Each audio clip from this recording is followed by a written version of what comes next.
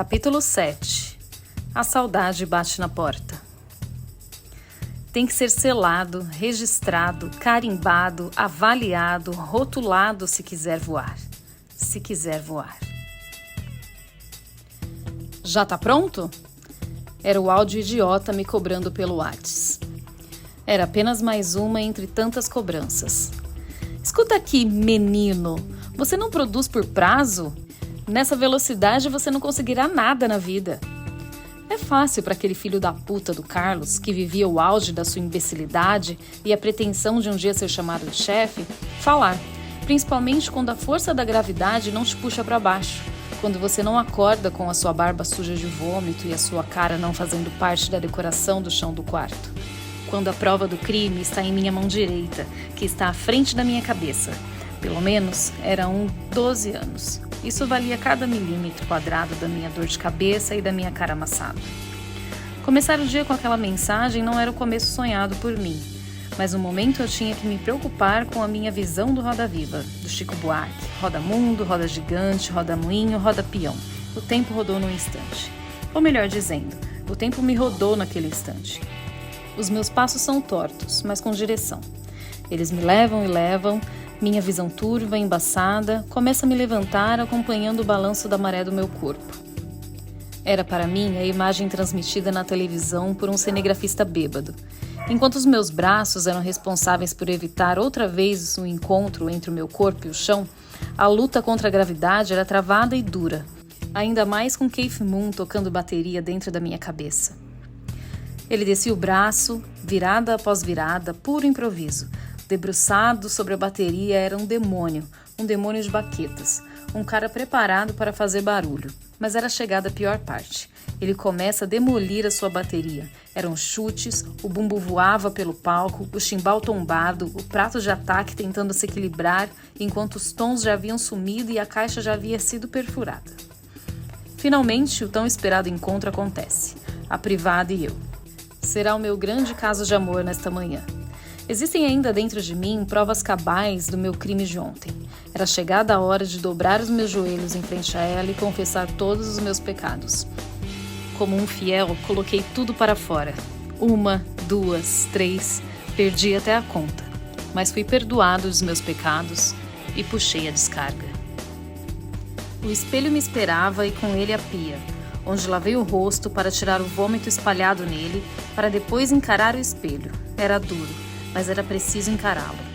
Se os olhos são o espelho da alma, os espelhos são os olhos do mundo, refletindo neles o que as pessoas veem. No meu caso, maltrapilho, com a barba a parar, com olheiras fundas, pistas que poderiam fazer o investigador mais iniciante farejar os rastros dos meus crimes na última noite.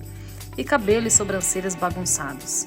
Aquela imagem refletida no espelho não era um motivo de orgulho, mas não era vergonhoso. Era um simples presente. Vou para o banho, não que isso mude o meu patamar. Ele não mudaria o presente, muito menos ajudaria a mudar o rumo do futuro. Quando o médico dá o primeiro tapa quando nascemos, ele nos coloca no trilho, como vagões. Somos condenados a trilhar um caminho já há muito tempo escolhido para nós. Mas isso irá me purificar, tirar todas as impurezas externas de uma noite de pecados. A água quente é essencial para esse processo. Combinando ela com o shampoo e o sabonete, são as vitaminas para mais um novo sofrido dia. Depois de me secar e me vestir, eu estava pronto. É foda, mas terei pela frente apenas mais um dia. Um dia longo, um dia de trabalho. Sim, trabalho. Por quê? Acha que te manter aí lendo é fácil? Mesmo assim vale a pena. A pauta é boa, aliás ótima. Tanto com relação à história, quanto com relação à esquisitice dos acontecimentos. O caso era tão envolvente que minhas mãos tremiam e os meus dedos ansiavam por escrever em absurdo o que não poderia ser contado em palavras. Já era noite, o ponteiro marcava pouco mais de 20 horas, e Jacó Dias, 28 anos, mais um entre tantos batizados com nome bíblico, patriarca, acreditava ser escolhido por Deus enquanto continuava a andar pela sala de estar. Seus olhos estavam voltados para cima. Ali ele não avistava o céu estrelado, mas sim um lustre com a luz apagada. Ele apaga a televisão, senta ao lado da sua amada Susana Castro, 22 anos, jovem com grandes maçãs faciais, seios fartos e entrando no auge da sua beleza. Ele dirige o seu olhar ao dela, à medida que o som dos motores dos carros que passavam pela rua some pela noite escura. Jacó viu a face da sua amada mudar. Essa é a história da minha vida até então. Ter a honra de escrevê-la me levava no alto do meu ego. Parecia que em meu lugar quem digitava cada letra era Truman Capote. Mas com uma diferença. Neste fato, não existiu sangue frio. Mesmo com a proximidade de seus olhares, existia uma distância entre os corpos e ela o envolvia. Enquanto isso, do outro lado da cidade, a maior avenida servia de moldura perfeita para a brilhante lua, acobertando centenas de santos, homens encapuzados, movendo-se em silêncio pelo asfalto. Existia um que estava à frente dos demais, vestindo-se da mesma forma que eles, túnica branca e um capuz de mesma cor, mas que carregava uma cruz. Mesmo sabendo que cada palavra desta é um projeto solo, já que nenhum jornal em sã consciência aceitaria um texto como esse, comprido, cheio de detalhes, descrições exageradas, narizes de palhaço, decidi pela primeira vez em minha carreira dar mais ouvidos aos meus instintos e menos aos meus editores e colegas, malditos, filhos da puta, que fazem o jornal o melhor banheiro para os cachorros. Enquanto na avenida, gritos como: "Isso é coisa de preto. Graças a Deus eu não sou negro. Isso é coisa de baiano. Não é porque você dá o cu que eu tenho que te respeitar." Susana tentava distraí-lo. A incomodava saber que ele estava estudando suas expressões. Então, levantou-se e, correndo desajeitada até a sala de jantar, falou: "Querido, venha comer. O seu jantar já está na mesa." Sem perceber que ele sorrateiramente estava logo ao seu lado, ela apenas sente o contato dos dois corpos e se assusta. Tentou dar um pulo para trás, mas Jacó a agarra forte pelo braço e a puxa na direção do seu corpo. "Ei, minha querida, não sabe que o nosso amor é verdadeiro?" O tom de sua voz, a forma que ele falhara ao falar, a velocidade de suas palavras, seus olhos esbugalhados e cheios de lágrimas, mostravam a ela como ele estava nervoso. Meu diretor já disse muitas vezes, quando eu apresentei um esboço do que eu estava a escrever, além de ele estar cagando para o que a história representava: "Já te falei que a passionalidade de pobre não dá matéria. Quantos pobres morrem por dia? Quantos matam? Jornalismo não é o cachorro mordendo o dono, e sim o dono mordendo o cachorro." O cretino não parava de dizer, além disso: "Você dá a abordagem errada. Ninguém lerá tanto para achar o que a sua reportagem quer passar. Você tem que usar o lead. Use a porra do lead." Estive muito longe daqui, longe dos teus queridos braços. É bom senti-la novamente. Foi um tempo muito, muito longo, não foi? Questionava Jacó com uma face demente, tomada pelo ódio, mas ao mesmo tempo derrubando com as suas frases todo o forte que protegia a verdadeira Susana. Colocando as mãos sobre os ombros dela, ele ainda demonstrava afeto, os acariciava. O calor de suas mãos a fazia suar, umedecendo a roupa dela, até que em uma fração de segundo, as mãos que acariciavam os ombros estavam a apertar o pescoço de Susana. Estava terminando o meu texto passional, o amor e o ódio estavam nele, de mãos dadas, assim como eu e o jornalismo. Eu acariciava os seus ombros com muito afeto, depois o esganava. Eu queria sentir o vento uivando em meu ouvido, o frio passando por dentro de mim como se fosse uma navalha, cortando a minha carne, fazendo o meu sangue fazer parte do vento. A dificuldade de respirar, a ânsia, a diarreia, o sol queimando meu rosto, os mosquitos perfurando a minha pele e me sugando, as febres, as doenças, o calor humano, o espanhol, o português mais lento e as suas terminações em X no plural, sorrisos, dentes, ouro, prata, bocas com calombos que pareciam tumores, mas que na verdade eram apenas folhas de coca mascadas, praças lotadas de famílias, brancos bem vestidos, índios morando nas ruas, rua estreita, praça enorme, mais de 7.000 quilômetros de cordilheira, mais de 4.000 metros de altitude. Ichu, lhama, flamingo, côndor, onça pintada, anta, bicho preguiça, árpia, sal, enxofre terra, neve, mato, Titicaca, Machu Picchu, Monte Aconcagua, Amazônia, Rio Amazonas. Por fim, Eu queria tudo isso, mas essa não é a minha história, ou a que eu devo escrever. A minha história era apenas mais uma história de mais um herói. Um herói de classe operária, um herói sem brilho, sujo de graxa no rosto, na camisa, em suas mangas, em sua calça, nas mãos e debaixo das unhas. Bem-vindo à selva. A selva era mais conhecida no primeiro mundo como a lata de lixo, e lá de dentro eu acompanhava a crise que já estava presente no jornalismo impresso, que resolveu se expandir por toda a lata. Poderíamos falar que estávamos mergulhados em uma crise, mas a melhor definição é a de mergulhados no esgoto, com merda para todos os lados, em nossas cabeças, bocas, olhos, em nossas mãos, mas merda é pouco para tudo que se ouve nos dias de hoje.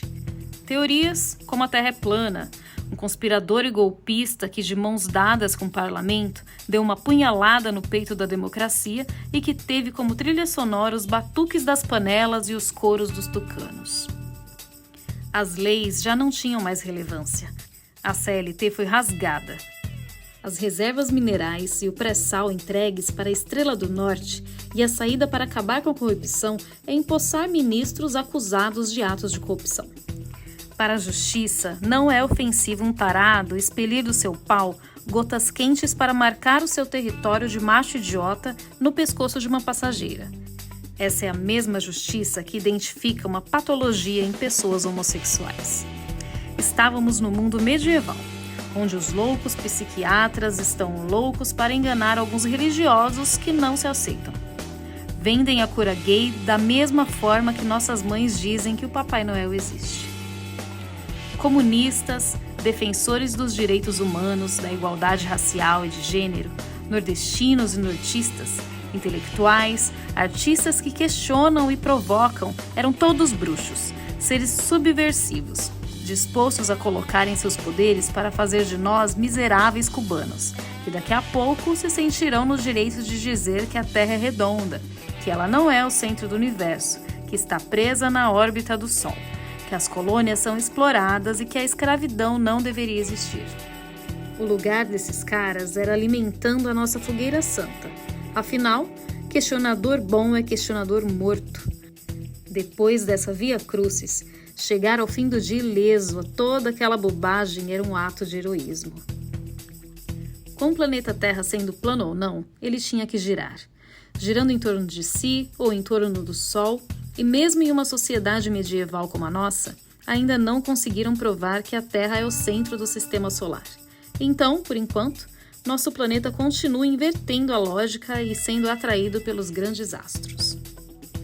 Eu segui o ciclo natural, o meu caminho, o caminho dos comunicadores que não chocam os poucos leitores com absurdos, dos que não se preocupam em escrever poucas linhas, que não querem escrever o que os outros querem ler, e sim o que eles deveriam, dos que não colocam apenas o que, quem, quando, onde, como e porquê, como questões em seus textos, que não fica na média e que não faz média, que segue o seu coração e a sua escrita, sendo mais um maldito entre tantos.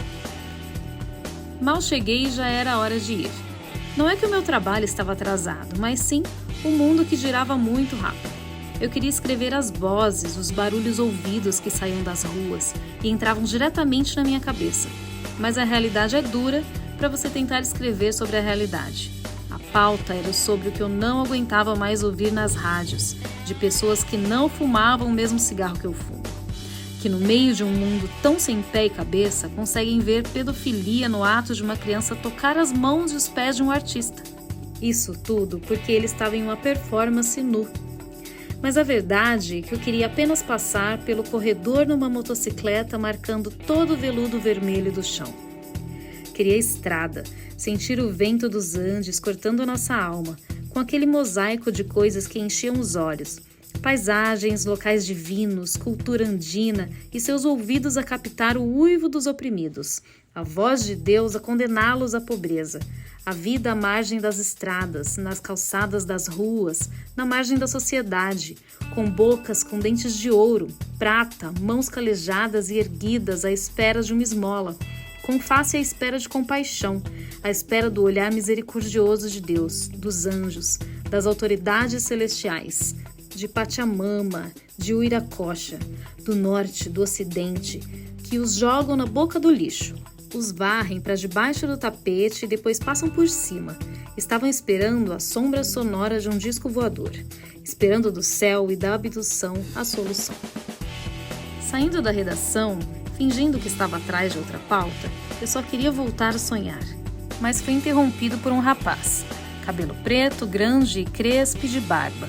Ele segurava uns pinos de malabarismo. Era malabarista quando os semáforos estavam fechados. Ele queria um cachorro-quente, que eu pagasse um cachorro-quente para ele. Enquanto eu queria sonhar, ele queria comer. O que mais dói nisso tudo é ligar a TV no Natal e ver o presidente falar que a vida está mais barata para o brasileiro morar, comprar e comer. Enquanto o presidente sonhava na televisão, eu dava uns trocados para o rapaz. Eu queria voltar a sonhar. E quem faria isso melhor do que a Clara? Ah, Clara, tanta falta de desenvoltura dá o charme de quem perdeu as asas quando nasceu, mas que acabou dando asas à vida de outros. Estar com ela era como sentir o sabor do gengibre invadindo a sinérgica combinação de sabores entre o limão e um morango no sunset. Uma raiz. Não há melhor definição que essa para a Clara. Ela fixa a liberdade em você da mesma forma que a raiz fixa, alimentando a minha vontade com o rompimento, com tudo que veio antes de mim, com as coisas que os adultos inventaram para tirar as minhas pernas, meus braços e o meu sexo.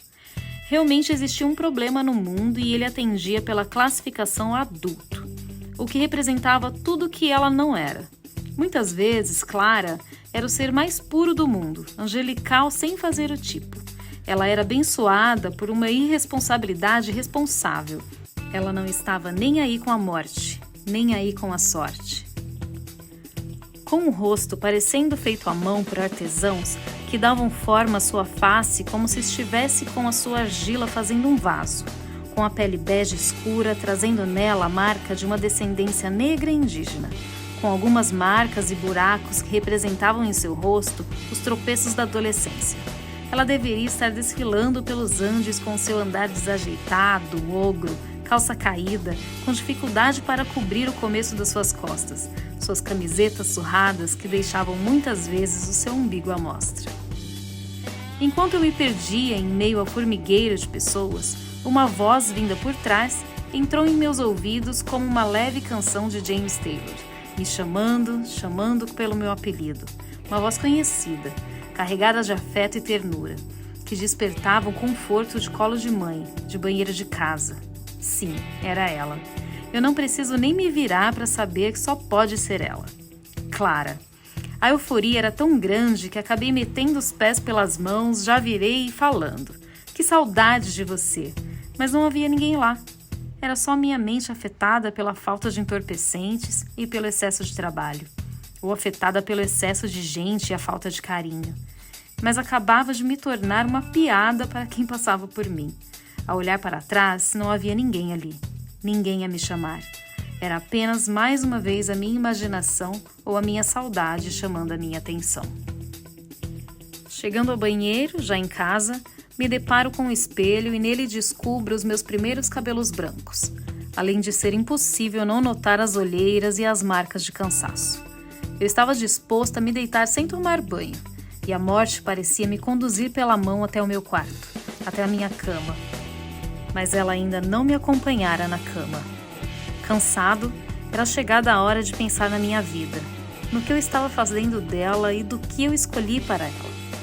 Eu sabia da minha facilidade para aprender, mas devo reconhecer que não é tudo que eu gosto de aprender. Eu gosto de aprender apenas as coisas que vêm do vinho, apesar de que na vida você só sobrevive se tiver pão. Do outro lado da parede, Arnold e Lola aproveitavam o melhor do vinho. Gemidos, quase gritos, ruídos, o balanço da cama e o barulho de seus pés contra o piso viravam tudo água na boca ao entrar nos meus ouvidos. Mesmo cansado, imaginar naquela cama me deixava inquieto. Imaginar Lola em cima de mim não era constrangedor e sim excitante. Aquele cabelo curto mal cortado, seus traços femininos, os seios escondidos atrás de uma camiseta branca, uns números acima. As minhas mãos em sua cintura invadiam sua camiseta e a levantava, passando firme por sua barriga. Mas de repente o corpo já havia mudado. Os seios ficavam maiores, mais redondos, a pele um pouco mais morena, a camiseta menor, gola V, um bowie, sendo espremido enquanto a camiseta ia saindo do seu corpo. Os cabelos antes mal cortados agora eram grandes e negros. Aquelas mãos já haviam tocado a minha barba. Aqueles dedos já haviam marcado suas digitais em mim. Como ficaram registradas em meu espírito. As pernas que um dia andaram sem direção, agora sabiam o caminho e queriam se entrelaçar às minhas. Meu instinto estava de volta. Eu estava de volta à vida, e os meus olhos se voltaram aos olhos dela. Mas dessa vez ela não me beijara, pelo menos ainda. Apenas me disse: serei a única Selene na sua vida. A minha cama deu lugar àquela calçada e meu cansaço deu lugar à vontade de ter Selene, de fazer com Selene, de terminar o que Morfeu não deixou terminar. Foram momentos, instantes, minutos, mas o tempo parou para que eu não precisasse mais parar, para que não parássemos mais. Mas quando o tempo voltou a rodar, foi como se o feitiço tivesse acabado e nem mais Selene ou Lola estavam comigo. Eram apenas eu e a minha mão melada.